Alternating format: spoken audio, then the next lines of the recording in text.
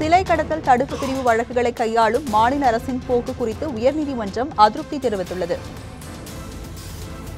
இதுகுறித்து செய்தியாளர் லாவண்யாவிடம் தகவல்களை கேட்கலாம். லாவண்யா, உயர்நீதிமன்றம் அதிருப்தி தெரிவித்தது குறித்து விரிவாக பதிவு செய்யுங்க. சென்னை உயர்நீதிமன்றம் தற்பொழுது ஒரு உத்தரவினை பிறப்பித்திருக்கிறது. அதாவது சிலை கடத்தல் தடுப்பு பிரிவு வழக்குகளை கையாளும் மாநில அரசின் போக்கு அதிருப்தி அளிப்பதாகவும், அதே போன்று இந்த விஷயத்தில் நீதித்துறை நெருக்கடி நிலையை பிரகடனம் செய்ய வேண்டியிருக்கும் எனவும் எச்சரித்துள்ளது. அதாவது சிலை கடத்தல் பிரிவு ஐஜியாக இருக்கும் பொன்மாணிக்கவேல் அவருடைய பணிக்காலம் நிறைவு பெற்ற பின் ஓராண்டு பணி நீட்டிப்பு பெற்று சிறப்பு அதிகாரியாக நியமித்து சென்னை உயர்நீதிமன்றம் உத்தரவிட்டுள்ளது.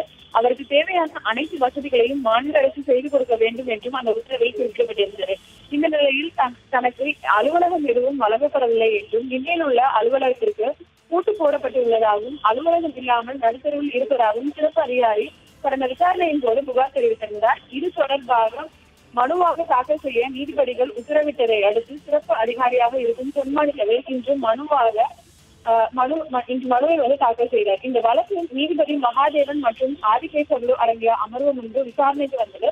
தனக்கு எந்த உதவியும் வழங்கப்படவில்லை என பொன்மாணிக்கவேல் புகாரில் தெரிவித்திருந்தார். இதற்கு பதிலளித்த அரசு தரப்பு வழக்கறிஞர் விரிவான பதில் மனு தாக்கல் செய்ய தங்களுக்கு அவகாசம் வேண்டும் என்றும் அது கோரியிருந்தார்.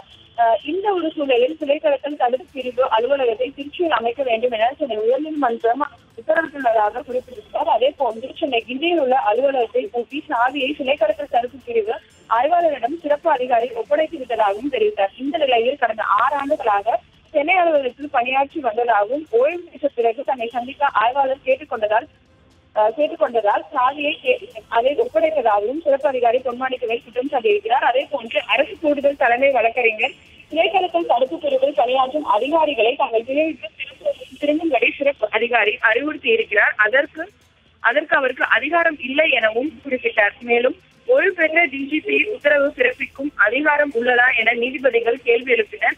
அதற்கு டிஜிபி தற்போது பணி நீட்டிப்பில் இருப்பதாகவும் அரசு கூடுதல் தலைமை வழக்கறிஞர் குறிப்பிட்டிருந்தார். இதற்கு கண்டனம் தெரிவித்த நீதிபதிகள் சிலை கடத்தல் தடுப்பு பிரிவு வழக்குகளை மாநில அரசு கையாளும் விதம் முறையாக இல்லை எனவும், தேவைப்பட்டால் இந்த வழக்கில் நீதித்துறை அவசர நிலையை பிறப்பிக்க நேரிடும் எனவும் எச்சரித்தனர். பின்னர் பொன்மாணிக்கவேல் தாக்கல் செய்த மனுவுக்கு பதில் அளிக்கும்படி அரசு தரப்பிற்கு உத்தரவிட்டு நீதிபதிகள் இந்த வழக்கை விசாரணையை தள்ளி வைத்துள்ளனர்.